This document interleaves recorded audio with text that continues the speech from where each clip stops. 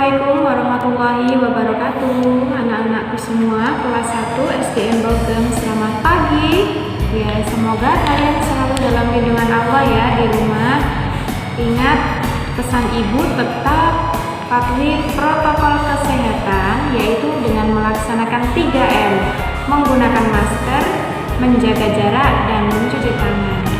Nah, untuk materi kita hari ini yaitu, sebelum itu saya mau memperkenalkan diri. Nama saya Bu Binti Nurhabibah. Saya selaku guru agama, guru pendidikan agama Islam di SDN Bogem. Mungkin kalian belum pernah bertemu dengan saya atau belum pernah mengetahui nama saya. Nah, anak-anakku sekalian, kelas 1 khususnya, materi hari ini yaitu tentang semangat menuntut ilmu. Namun sebelum kita menginjak ke materi, mari kita berdoa terlebih dahulu. Berdoa dimulai.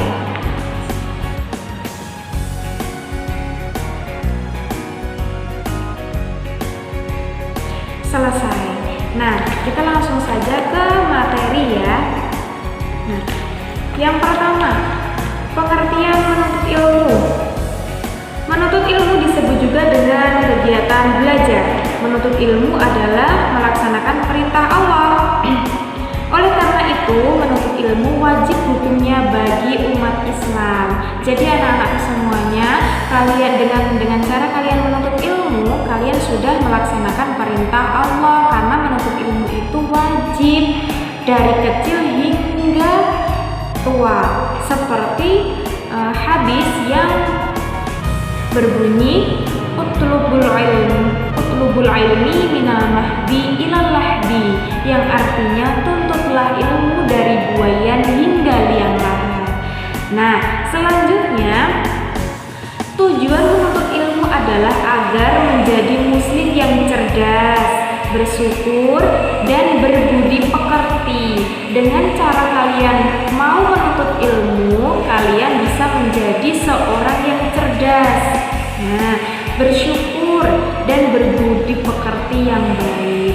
Terus menuntut ilmu akan mendapatkan pahala, iya, karena Allah sudah menjanjikan bahwa untuk hamba-hambanya yang mau menuntut ilmu, Allah sudah menjanjikan pahala yang sangat luar biasa. Lalu di dalam surat Al-Mujadalah ayat 11 yang artinya Allah mengangkat derajat orang-orang yang beriman dan berilmu, mengetahui ke derajat yang tinggi. Jadi Allah itu akan meninggikan derajat bagi orang-orang yang berilmu. Maka dari itu kalian yang masih kelas 1, jangan bosan-bosan untuk menuntut ilmu. Menuntut ilmu itu tidak hanya di luar, di dalam rumah juga bisa loh. Dengan cara apa? Dengan cara kalian membaca buku, mengaji Al-Quran, terus memahami isi buku. Terus ya mungkin kalian ada yang belum bisa membaca, kalian bisa belajar membaca dengan bapak ibu di rumah. Kalau ayah ibu mungkin masih bekerja, kalian bisa minta tolong disuruh mengajari kakaknya atau neneknya atau siapa yang ada di rumah. Nah, belajar di waktu kecil bagai mengukir di atas batu. Belajar di waktu dewasa bagai mengukir di atas air. Apa artinya? Ya, belajar di waktu kecil seperti umur kalian yang masih kelas 1. Apabila kalian mau belajar ilmu, mau membaca, nah otak kalian itu masih fresh ya. Kalian masih mudah memahami, kalian masih bisa menangkap materi dengan sangat mudah. Beda kalau kalian sudah tua. Kalau kalian sudah tua seperti nenek-nenek, kakek-kakek, kalian akan kesulitan untuk belajar ilmu. Kenapa? Karena belajar di waktu dewasa bagai mengukir di atas air. Kalian tahu air mengalir, bisa nggak itu air mengalir diberi tulisan? Misal kalian menulis A di air yang mengalir, bisa nggak? Tidak bisa. Akan tetapi kalau kalian mengukir di atas batu, kalian masih bisa. Misalnya ada batu, terus dibentuk-bentuk. Ada yang bentuknya di rumah kalian punya lemper. Nah, itu juga terbuat dari batu. Nah, masih ada bentuknya, ada itu ulet-ulet. Nah, itu juga masih ada bentuknya. Beda dengan kalian mengukir di atas air. Terus materi pokok yang pertama, mengenal adab dan doa menuntut ilmu.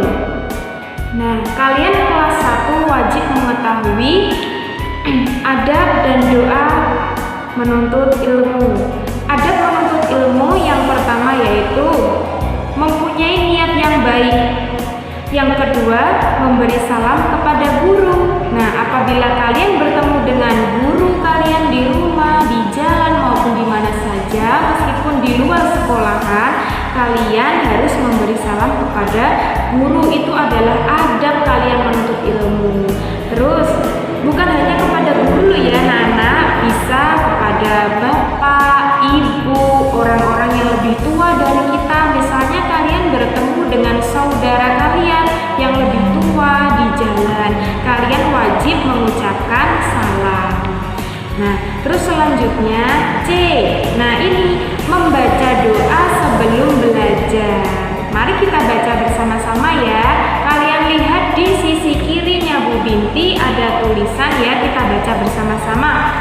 Bismillahirrahmanirrahim. Rabbi zidni ilma warzuqni fahma. Yang artinya, dengan menyebut nama Allah yang Maha Pengasih lagi Maha Penyayang. Terus, wahai Tuhanku, tambahkanlah kepadaku ilmu dan berilah aku pemahaman. Nah, sebelum kalian belajar, sebelum kalian membaca apapun itu, membaca Al-Quran, membaca buku cerita, lebih baik, alangkah lebih baiknya kalian membaca doa terlebih dahulu. Doanya seperti yang baru saja kita baca, yaitu Bismillahirrahmanirrahim. Rabbi zidni ilma warzuqni fahma. Nah, setelah itu kalian bisa langsung belajar. Nah, adab selanjutnya bersikap sopan terhadap guru. Bukan kepada guru saja, kepada bapak, ibu, orang tua di rumah, kakak di rumah, terus tetangga di rumah, kita harus bersikap sopan. Kita tidak boleh membangkang, kita tidak boleh membantah, kita juga tidak boleh berani terhadap orang tua. Karena yang perlu kalian tahu, surga kita ada di bawah telapak kaki ibu. Jadi kita harus bersikap sopan kepada orang tua. Kalau kalian di rumah, orang tua kalian, guru kalian itu adalah ayah ibu. Kalau kalian di sekolah, nanti kalau sekolahnya sudah masuk, guru kalian, orang tua kalian adalah ibu bapak guru yang berada di sekolahan. Terus adab yang terakhir, membaca doa sesudah belajar.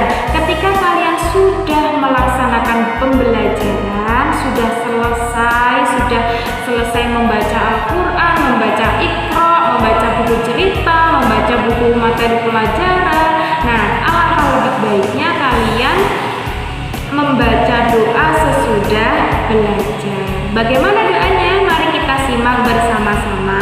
Nah, di sisi kirinya Bu Binti kalian lihat, mari kita baca bersama-sama. Allahumma inni istaudi'uka ma'alamtanihi farabudhu ilayya 'inda hajati wa la tansanihi ya rabbal alamin. Yang artinya, ya Allah, sesungguhnya aku menitipkan kepadamu apa yang telah Engkau ajarkan kepadaku, maka kembalikanlah kepadaku pada waktu aku membutuhkannya, dan janganlah Engkau jadikan aku lupa padanya, wahai Tuhan semesta alam. Nah, apa maksud dari arti tersebut anak-anakku?